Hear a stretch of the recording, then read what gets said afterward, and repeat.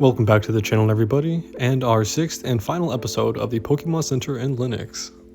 By the end of this final episode, you'll understand how to quickly inspect a Linux system and interpret the information returned by the ls command. We will also perform a final inspection of our Pokémon Center wards and the Pokémon within them to make sure everything we build throughout the series is organized properly and efficiently. Thank you for watching throughout this series as we built a Pokémon Center in the Linux terminal where we learned core commands needed to navigate, create, organize, secure, and manage files like a real system administrator. So before I start crying, without further ado, let's start our final episode of the Pokémon Center series. Throughout the series, we've touched on ls a couple of times, but not really how to read it in depth. ls is the command you'll probably run more than any other in Linux as it lists the contents of a directory. And remember that ls-l gives you the full picture in long format. So let me walk you through what each piece of that output means.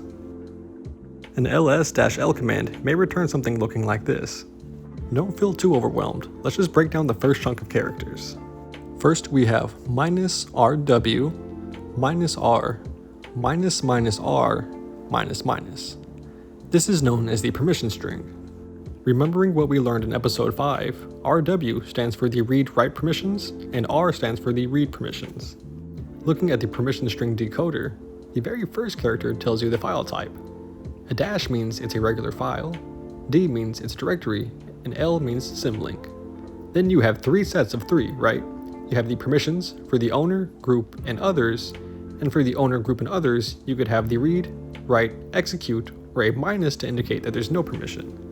In this particular example, we can see that the owner has the read-write permissions, while the group and other users only have the read permissions.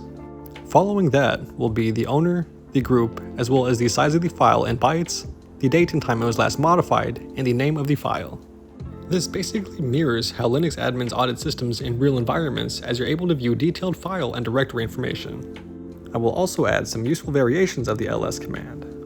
We've already covered ls, which alone just shows file names, as well as ls-l, which just shows the long format we covered. But for ls-a, this shows hidden files, and in Linux, files starting with a dot are hidden. Your home directory has tons of these. Additionally, we have the ls-la, which combines the long format and the hidden files. This is the one you'll use most often in real-world scenarios. In our Pokémon Center, running ls-la on the main directory shows us all 5 remaining wards. Remember that we deleted the normal ward in one of the earlier episodes. We can also see the permissions that we set, confirming that the chmod changes worked correctly. Now, notice how the fire ward and the water ward have different permissions. This reflects the work we did in the earlier chmod episode.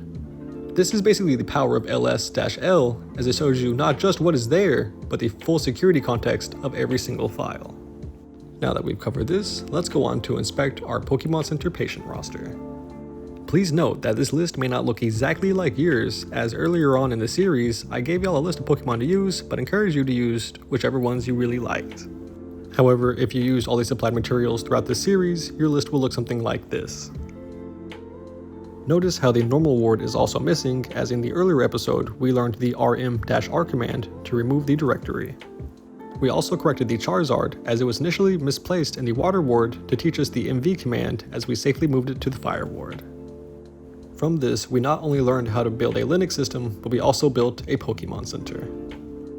And with that, it basically wraps up the final episode of our Pokémon Center series in Linux. Let's do a quick recap of everything that we covered. mkdir built the hospital wards. CD navigated between them. Touch admitted the Pokemon patients. Echo with the greater than and double greater than was used to write and update patient records. CP copied files to other locations. And MV, the star of the show, moved the Charizard from the water ward to the fire ward. RM and RM-R discharged patients and closed the entire normal ward. chmod locked down access with 444 read-only and 755 owner access settings, and ls-l inspected everything that we had built. Additionally, I'll also add some bonus challenges, and these are going to be optional, but will really cement your learning if you feel like doing them. If you complete all 5 bonus challenges, drop a comment below and let me know, and the first person that does so will receive a $20 Nintendo eShop gift card. And that basically marks the end of this video series. Thank you all so much for watching and keeping up with me throughout the entire process. It was very special to me, and I hope it was special to you as well. Thank you so much for watching, and as always, be sure to have a great day.